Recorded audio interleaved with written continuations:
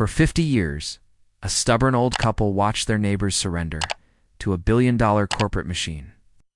The billionaires bought the town, the roads, and the politicians, expecting an easy final victory. But they missed one terrifying detail buried deep inside a tiny Fiviker pasture, a secret that would completely destroy their empire. The rolling hills of Montgomery County used to sing with the sound of wind moving through the corn stalks and the distant, rhythmic hum of family-owned tractors working the land the same way their fathers had worked it. For William and Dorothy Mitchell, it was the only world that ever mattered. Their 40-acre plot, a modest dairy and grazing farm they had worked together since the morning after their wedding day in 1974, was never going to make them rich. But wealth, to the Mitchells, was measured in the deep loam of the soil, the health of their 30-head cattle herd, and the quiet peace of a Midwestern sunset, settling slowly over the fence line at the end of a long day. Then the black SUVs arrived. It started as a whisper at the local diner. A shadowy holding company called Vanguard Land Acquisitions was quietly buying up bankrupt farms on the edge of the county. Within 6 months, the whisper became a deafening roar. Vanguard wasn't just buying struggling properties. They were making astronomical, undeniable offers to even the most prosperous farmers in the valley. Harrison Cook, a third-generation farmer who owned the massive 800-acre spread bordering the Mitchells to the north, was the first major domino to fall. He sold out for a reported $8 million in cash, packed up his family, and moved to Florida without so much as a goodbye. Soon after, the Miller family to the east folded. Then the Henderson brothers to the south gave in. By the time the brutal winter thawed into a muddy spring, William and Dorothy realized they were entirely surrounded. The patchwork quilt of family farms had been swallowed whole, replaced by towering chain-link fences topped with security cameras. The neighboring houses were bulldozed into the earth one by one. In their place rose massive, sterile steel silos and sprawling concrete foundations. The valley had been transformed into an industrial compound almost overnight, and the Mitchell farm stood as a lone, stubborn island in the middle of a corporate sea. The knock on their weathered wooden door came on a damp Tuesday morning. Standing on the porch was Gregory Fisk. He didn't wear a suit that would have been too obvious. Instead, he wore an expensive, tailored canvas jacket and brand-new work boots that had never once touched actual mud. Fisk was a senior acquisitions fixer for Vanguard, and his smile was practiced, professional, and entirely devoid of warmth. "Mr. and Mrs. Mitchell," Fisk said, handing William a glossy folder. "I represent interests looking to unify the agricultural output of this region. We know this land holds deep sentimental value. That's why we're prepared to offer you $3.5 million for your 40 acres. It's 6 times its appraised market value. You could retire to a beachfront, or buy a farm 3 times this size in the next state over." Dorothy, wiping flour from her hands onto her apron, looked past Fisk at the fleet of heavy excavators idling just beyond their property line. The diesel fumes were already thick in the morning air, choking out the scent of the coming rain. William didn't even open the folder. He handed it right back without so much as glancing at the numbers inside. "My grandfather is buried under the oak tree on the western ridge," William said, his voice a low, gravelly rumble. "My son, who didn't come back from overseas, has a memorial stone right next to him. You can't buy ghosts, Mr. Fisk, and you can't buy this farm. We aren't selling." Fisk's practiced smile didn't waver, but his eyes hardened into chips of flint. "Mr. Mitchell, I admire your loyalty to the land. I really do. But progress doesn't detour around 40 acres. The entities I represent do not take no for an answer. The offer stays on the table for 48 hours. After that, the price goes down, and the environment around you is going to become very inhospitable for a small dairy operation." "Get off my porch," William said. The psychological warfare began the very next morning. Vanguard wasn't a farming company in any real sense. They were a demolition crew wearing a farming company's name. The corporate neighbor brought in autonomous GPS-guided tractors that worked 24 hours a day. The Mitchells' nights were suddenly shattered by the relentless grinding roar of diesel engines and the piercing beep of heavy machinery backing up just feet from their bedroom window. Massive industrial floodlights were erected along the fence line, supposedly for security purposes, but they were angled directly into the Mitchells' home, turning midnight into a blinding clinical noon. Then came the dust. Construction on the surrounding acreage kicked up blinding clouds of pulverized topsoil. Dorothy found a thick layer of grit on her kitchen counters every single morning, no matter how tightly she sealed the windows the night before. Their cattle, normally docile and healthy, grew agitated and stressed from the constant seismic vibrations of excavators tearing up the bedrock nearby, and milk production plummeted almost overnight. William made dozens of calls to the county commissioner, the zoning board, and the local sheriff's office. Every official gave him the exact same sympathetic, helpless apology. Vanguard had pumped millions of dollars into local tax revenues and campaign funds. It wasn't just that the county was turning a blind eye. They were actively rolling out the red carpet for the very company. "You're trying to suffocate us," Will Dorothy said one evening, holding a cup of tea that trembled in her hands as another controlled explosive charge detonated somewhere a mile away. "They want us to break." William wrapped his thick, calloused hands around hers, steadying them gently. "They only have money, Dot. We have roots. Roots can break concrete if they wait long enough." But the isolation kept closing in, and it was absolute. The county quietly approved a motion to privatize the main access road leading to the Mitchell farm, claiming it was no longer fit for public maintenance. Overnight, Vanguard erected a security checkpoint at the mouth of the road. While they legally had to allow the Mitchells access to their own property, they subjected William to 30-minute security screenings every single time he went into town for groceries or livestock feed. They were, in every practical sense, prisoners on their own land. The grocery runs became something William dreaded. A young guard with a clipboard would make him step out of the truck, log his license plate, and radio ahead before the barrier arm would finally lift. Once, in February, they held him at the checkpoint for nearly an hour over a supposed system error, while Dorothy waited alone at the farmhouse, the herd that badly needed tending. He never mentioned it to anyone in town. He didn't want Fisk to know it had worked. Old friends stopped calling too, not out of malice. Out of quiet fear nobody wanted. Vanguard's lawyers turning their attention toward a neighbor still friendly with the Mitchells. And the true nightmare hadn't even begun yet, because William and Dorothy still didn't know who they were actually fighting. 700 miles away, in a sprawling glass-walled penthouse overlooking the Chicago skyline, Bradley Stanton stared at a digital topographical map of Montgomery County, spread across his boardroom table. Stanton was the CEO of Omnisagri, a multinational conglomerate, quietly swallowing the global food supply chain one acquisition at a time. Vanguard Land Acquisitions was merely one of his hundreds of shell companies.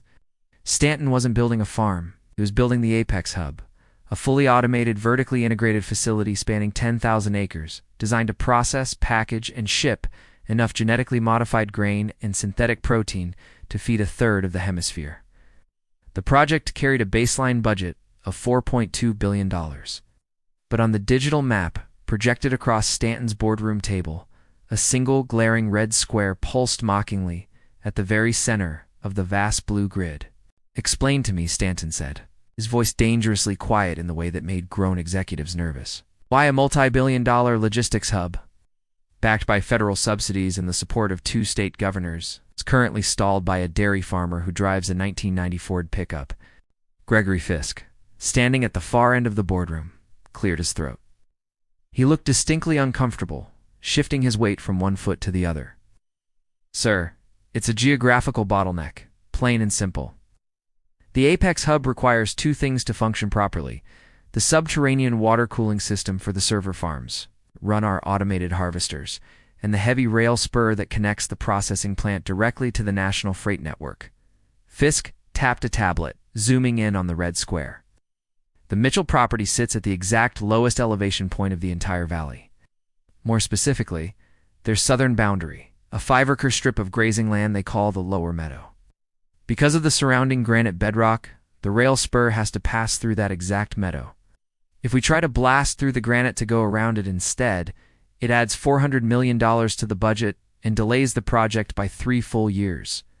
Worse, that meadow sits at the apex of the valley's entire natural watershed. To legally drain the surrounding aquifer for our cooling systems, we absolutely need to control that specific central acreage. Stanton's eyes were cold, calculating machines behind an expensive pair of glasses. "I don't care if you have to burn his barn down, Fisk. Squeeze him until he's cut his water, trap him. I want that deed on my desk by the end of the month, or I will personally ruin you." Back in Montgomery County, the shadow hanging over the Mitchell farm grew pitch black. The harassment escalated quickly from bureaucratic annoyance into outright sabotage. One morning, William walked out to check the cattle and found that the creek feeding his livestock tanks had run completely dry overnight. Vanguard construction crews had legally diverted the flow upstream on their own property, citing agricultural landscaping rights. William had to spend his dwindling savings on a fleet of commercial water trucks just to keep his cows alive through the week. 2 weeks later, during a brutal late-season freeze, clumsy Vanguard backhoe operator accidentally severed the underground power lines feeding the Mitchell farm. The corporate apologies were swift and polished, but the estimated repair time was mysteriously projected at 14 full days. William and Dorothy huddled around a wood-burning stove, wrapping themselves in heavy quilts as the temperature in their own living room plummeted well below freezing. Through it all, Fisk called the house phone every single day, sometimes twice. Ring, ring, Mr. Mitchell. The offer is now $2 million. The cold is terrible for the joints, isn't it? Just sign the paperwork. The pain stops tomorrow. William slammed the receiver down every single time, but the constant defense of everything he owned was wearing them both thin. Dorothy was losing weight. She couldn't afford to lose. William's hands had started to shake from sheer exhaustion. They were fighting a ghost with endless capital and absolutely zero morality behind it. It was during the power outage, by the flickering light of a kerosene lantern, that the tide quietly began to turn in their favor. Dorothy had gone up to the dusty attic that night to retrieve more heavy woolen blankets from an old cedar chest tucked in the corner. At the bottom of the trunk, buried beneath mothballed coats and yellowed photo albums nobody had opened in decades, she found a heavy iron lockbox belonging to William's great-grandfather, Elias Mitchell, who had homesteaded the property back in the late 1800s. Unable to sleep that night, William brought the box down to the kitchen table and pried the rusted lock open with a flathead screwdriver, his hands trembling slightly from the cold. Inside were brittle, crumbling documents, birth certificates, old tax stamps, sepia-toned photographs of people whose names he could barely remember. But at the very bottom, wrapped carefully in an oiled canvas cloth, was a heavy parchment document sealed with the faded red wax crest of the United States Department of the Interior, dated 1883. William put on his reading glasses and held the lantern closer, squinting at the old script. It was an original land patent, but it wasn't just a standard property deed. Elias Mitchell had been a remarkably sharp man for his time. When the transcontinental railroads were aggressively expanding across the country through the 1880s, Elias had negotiated directly with the state's governor before signing anything, because the Mitchell Lower Meadow sat directly above the critical Silver Creek Spring. The deed contained an obscure ironclad legal provision known as an absolute sovereign easement. William read the cursive script aloud, his voice trembling as the old words resonated through the cold, quiet kitchen. The subterranean waters and the surface transit rights of the specified parcel shall remain under the absolute, irrevocable sovereignty of the deed holder. No state, federal, or commercial entity shall possess the right of eminent domain, water diversion, or transit construction without the explicit, voluntary, and uncoerced consent of the deed holder in perpetuity. William stopped reading and looked up at Dorothy, the kerosene light reflecting in his widened eyes. This wasn't just an old piece of paper gathering dust in an attic. It was a loaded gun, and they had been sitting on it the entire time without knowing. The modern laws of eminent domain, the very laws Fisk and Stanton were relying on to eventually force the Mitchells off their own land, were legally superseded by this single federal patent from over a century ago. The document declared in plain and binding language that the 5 acres of the lower meadow were untouchable by anyone except a Mitchell. If Vanguard wanted to move a single drop of water beneath the valley, or lay a single inch of steel track across it, they were legally crippled without William's signature. The billion-dollar corporate behemoth hadn't just built a fortress around the Mitchell farm without realizing it. They had built a multi-billion-dollar fortress entirely dependent on a single door that only William Mitchell held the key to. The next morning, the intimidation reached its climax. 3 black SUVs tore down the Mitchells' private driveway, tearing up the mud and stopping inches from the front porch. Gregory Fisk stepped out, flanked by the Montgomery County Sheriff and 2 broad-shouldered corporate security men who looked ready for a fight. Fisk held a clipboard against his chest, and he looked triumphant, like a man already celebrating. "William," Fisk called out, his voice echoing across the quiet yard, "it's over. The county judge signed an emergency writ of eminent domain at dawn this morning. Your property has been condemned for critical commercial infrastructure. You have 72 hours to vacate the premises, or the sheriff here is going to arrest you for trespassing on corporate land. I told you you couldn't stop progress. The front door creaked open slowly. William stepped out onto the porch. He didn't look tired anymore. Didn't look beaten, not even close. He held a manila folder in his weathered hands, standing tall with the quiet, terrifying dignity of a man who suddenly knew he was holding every single card at the table. "Morning, Gregory," William said, stepping down calmly into the yard. "I suggest you tell your boss to turn off his tractors." Gregory Fisk let out a condescending chuckle, adjusting his expensive canvas jacket as he stepped closer toward the porch. Behind him, the Montgomery County Sheriff shifted uncomfortably on his feet, resting a hand loosely on his utility belt. The two corporate security guards crossed their arms, trying their best to look intimidating in the cold morning fog. "William," Fisk said, his tone dripping with fake pity, "there are no more moves left to play." The judge signed the eminent domain order. "The county has officially seized this property for the public good. You can hand over the keys or you can leave in the back of the sheriff's cruiser. Either way, you're leaving today one way or another." William Mitchell did not flinch, not even slightly. He walked slowly down the wooden steps, holding the yellowed, crumbling document from the 1883 lockbox with both hands like it was something sacred. He walked straight past Fisk entirely and handed the manila folder directly to the sheriff. A man named Brian Caldwell, whose own father had once bought hay from William years and years ago. "Morning, Brian," William said calmly, meeting the younger man's eyes. "Before you try to put me in handcuffs, I highly suggest you read the second paragraph of that federal land patent, specifically the part marked Absolute Sovereign Easement. Then I suggest you call the federal marshal's office in Chicago and confirm it for yourself." Sheriff Caldwell frowned, opening the folder carefully. He scanned the brittle wax-sealed parchment line by line.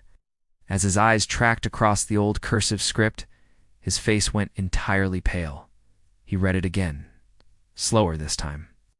Then he looked up at the towering Vanguard construction cranes idling on the horizon, and back down at the paper trembling slightly in his own hands. "What is this?" Fisk snapped, reaching for the folder. "Sheriff, execute the eviction order now." Caldwell stepped back, pulling the document out of Fisk's reach entirely. "Mr. Fisk, I can't do that. In fact, you need to step back. Right now." "Excuse me?" "A county writ doesn't supersede a federal sovereignty patent from the Department of the Interior," Caldwell said, his voice shaking slightly as he fully grasped the weight of what he was holding in his own two hands. "This isn't a standard deed. The federal government granted this exact Favacker parcel irrevocable sovereignty over its water and transit rights over 100 years ago. Eminent domain doesn't apply here at all. The county judge who signed your writ, hell, even the state governor doesn't have the authority to break this." Fisk snatched a digitized copy William held out toward him and frantically scanned it, his eyes darting across the screen. His arrogant smirk vanished completely, replaced almost instantly by a mask of pure, paralyzing horror. Vanguard's entire $4.2 billion Apex hub was predicated on laying heavy rail directly through the Mitchell's lower meadow and draining the aquifer beneath it to cool their massive server farms. They had already spent nearly $2 billion pouring concrete, erecting steel silos, and laying track right up to the Mitchell property line. But without these exact 5 acres, none of it could ever connect properly. The entire facility was suddenly worthless, a massive, stranded island of concrete sitting in the middle of an empty valley. "You're bluffing," Fisk stammered, backing away slowly. "This will be tied up in litigation for decades. We will bury you in federal court, old man." "No, you won't," William said, his voice dropping to a dangerous, gravelly whisper, "because I already faxed a copy to the Federal Land Management Office this morning, and I faxed another copy to the Regional Environmental Commission right after that. If you dig 1 inch into that aquifer or lay 1 inch of steel on my grass, you are violating federal law, plain and simple. Get off my property, Gregory, before I have the sheriff arrest you for trespassing instead." For the first time in his entire ruthless career, Gregory Fisk had absolutely nothing left to say. He turned and practically ran back to his SUV, nearly stumbling in the mud. The tires spun wildly as he sped away, leaving the sheriff standing awkwardly alone in the driveway, still holding the folder in both hands. Within 24 hours, the financial world exploded into chaos. Word leaked to the business press that Omnis Agri's flagship project was legally paralyzed by a 72-year-old dairy farmer from rural Illinois. Wall Street reacted with ruthless, immediate efficiency. By the time the stock market closed that Friday, Omnis Agri's share price had plummeted by 28%, wiping out hundreds of millions of dollars in shareholder value in a single trading day. Investors were panicking openly. The heavy machinery surrounding the Mitchell farm abruptly shut down entirely. The deafening roar of diesel engines that had tortured William and Dorothy for months was replaced, almost eerily, by total silence. The corporate giant was bleeding out fast, and Bradley Stanton, the billionaire CEO who had personally ordered William's destruction, was suddenly fighting for his own corporate life instead. 3 days later, a sleek black helicopter descended from the clouds, landing hard in the dirt field just beyond the Mitchell's fence line. Out stepped Bradley Stanton himself, alone this time. He hadn't sent a fixer on his behalf. He'd come in person, which told William everything he needed to know. Stanton walked up the driveway, flanked by a team of high-powered corporate lawyers in matching dark coats. William was waiting for him on the porch, wearing his faded denim overalls, sipping black coffee like it was any other quiet morning. Dorothy stood behind the screen door, arms crossed tightly. "Mr. Mitchell," Stanton said, his voice smooth but visibly strained beneath the surface. "I appreciate you taking the time." He cleared his throat. "Let's stop the theatrics between us. You've proven your point clearly enough. You found a legal loophole, and you backed us into a corner. Congratulations. You won this round. Now name your price, whatever it is." William took a slow, unhurried sip of coffee. "Not for sale." Stanton forced a tight smile that didn't reach his eyes. "Everything is for sale, William. Let's not be foolish about this. My board of directors has authorized me to offer you $25 million, cash tax-free, wired directly into your account by noon tomorrow. We'll buy you the biggest estate in Wyoming you can imagine. You and your wife will live like kings for the rest of your lives. $25 million. It was a sum so astronomically large it didn't even sound real to a man who had spent his entire life worrying about the price of cattle feed and winter hay. The lawyers stood by silently, holding their briefcases, waiting for the old man to finally, inevitably break under the weight of the number. One of them had already pulled a pen from his jacket pocket, clicking it open and shut. Open and shut, the small sound the only thing moving in the cold morning air besides the wind. William looked out at the sprawling, ugly concrete silos that had replaced his friends' farms one after another. He looked at the dried-up creek bed where Vanguard had diverted the water away from his own cattle. He thought of Harrison Cook, bullied into leaving without so much as a goodbye. He thought of the endless nights of blinding floodlights, and the fine dust that coated his wife's kitchen counters, no matter how tightly she sealed the windows every single evening. "I don't want your money, Mr. Stanton," William said quietly. Stanton's eye twitched visibly. $50 million, then. That is my absolute final limit. Do not push your luck any further, old man. You don't listen very well for a billionaire." William replied, setting his coffee mug down carefully on the wooden railing. "I said I don't want your money. I want you to put my valley back the way it was." Stanton stared at him, genuinely confused for the first time in the entire conversation. "Put it back? What exactly are you talking about?" "The soil," William said, stepping off the porch and into the yard. "You tore up 8,000 acres of the best topsoil in the entire Midwest. You polluted the creek that ran clean for 100 years. You bullied 40 families out of homes their grandparents built. My counteroffer is simple enough. You are going to dismantle every single piece of steel, concrete, and machinery within 5 miles of my property line. You're going to hire ecological restoration crews to replace the topsoil you ruined, and then you're going to offer the deeds back to the original farming families at a fraction of what you originally paid them to leave." The lawyers standing behind Stanton actually gasped out loud. It was, by any measure, corporate suicide. "You're insane," Stanton sneered, his composure finally cracking. "That would cost us over $1 billion in demolition and write-offs alone. It would bankrupt the entire Apex Hub initiative completely." "Then I guess you won't be building your little rail spur after all," William said evenly. "And you won't be tapping into the aquifer either, which means your $4 billion project is entirely dead regardless of what you decide today. Your stock is tanking as we speak, Stanton. You have shareholders breathing down your neck right now. You either lose $4 billion and go down in history as a laughingstock, or you lose $1 billion cleaning up the mess you made in my backyard. You have 48 hours to decide which.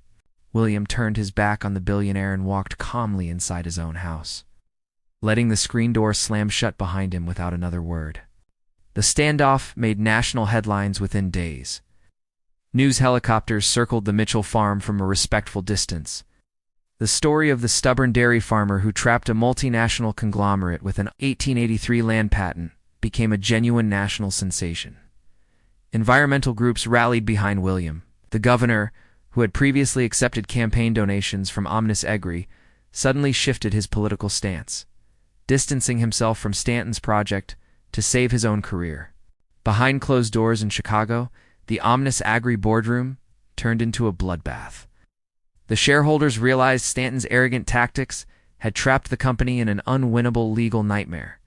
They held an emergency vote. Bradley Stanton was fired as CEO. His replacement, scrambling to stop the stock from collapsing, agreed to William's terms in full. It was the most humiliating corporate surrender in modern agricultural history. The demolition began in early September. William and Dorothy sat together on their porch, holding hands, watching the massive cranes dismantle the steel silos piece by piece. The deafening roar of construction was gradually replaced by the methodical sound of careful deconstruction. Over the following 2 years, the concrete foundations were ripped from the earth. Vanguard's automated fleet was shipped away for good. Thousands of tons of rich black soil were trucked back into the valley to replace what had been destroyed. The restoration itself was grueling, slow, unglamorous work, but the land began to heal all the same. Crews brought in by court order worked alongside a handful of local men William hired himself. Men who still remembered what the valley used to look like. By the third spring, the valley started to look like its old self again. The heavy security fences were gone. The diverted creek was released back to its natural course, and fresh water flowed back into the Mitchell's livestock tanks after years of hauling it in by truck. The grass grew green and thick again in the lower meadow, and for the first time in years, William walked it in the evenings without once looking over his shoulder. Dorothy started a small notebook of her own that spring, tracking what came back and when, the first meadowlark in April, the first calf born on restored ground in May, the morning frogs began singing again in the creek. She never told William she was keeping it. He found it anyway, tucked behind the flour tin, and never said a word about it either. But the greatest victory wasn't the grass, and it wasn't even the water. It was the people. True to the contract William had forced Omnis Agri to sign, the surrounding acreage was placed into an agricultural trust offered back to the local farming community. Some families, like Harrison Cook's, never returned, but many others did. The Miller family bought back their ancestral plots at a fraction of what Vanguard had paid them to leave. New young farmers moved into the valley too, eager to work the restored land with their own hands. The patchwork quilt of family farms was piece by piece, stitched back together, and within a few years it was hard for a stranger driving through to tell any of it had ever been anything but corn and cattle and quiet Midwestern evenings. William Mitchell passed away peacefully in his sleep 5 years later, at the age of 77, in the same farmhouse he had lived in his entire adult life. He was buried on the western ridge, right beneath the old oak tree, next to his grandfather Elias and his son. He didn't die a billionaire, not by any stretch of the imagination. His bank account was practically the same as it had been on the day Gregory Fisk first knocked on his door all those years earlier. The funeral drew a crowd nobody expected in a county that small. Old neighbors, young farmers who had never met him but knew the story, even a reporter who'd covered the standoff and drove 6 hours to stand at the back of the crowd. Dorothy shook every hand offered to her, and when the last of the mourners had gone, she stayed a while longer by the fresh dirt, alone with the sound of the wind. But as Dorothy stood there by his grave, listening to the wind rustle steadily through the vast, broken fields of corn and the distant, rhythmic hum of family-owned tractors working the neighboring land once again just like the old days, she knew without a doubt that William had died the richest man in the entire world. He had saved the valley, had beaten the machine that everyone said could never be beaten. And the roots of the Mitchell family remained forever unbroken in the deep Midwestern soil that had held them for generations. What would you have done in his position? Would you have taken the $50 million? Would you have stood your ground to save your community's land instead? Let us know your honest thoughts in the comments below. If you loved this incredible, true life story of a single farmer defeating a massive corporate giant against impossible odds, please hit that like button, share this video with your friends and family, and subscribe to our channel for more amazing stories of ordinary people fighting back and winning. Thanks for watching.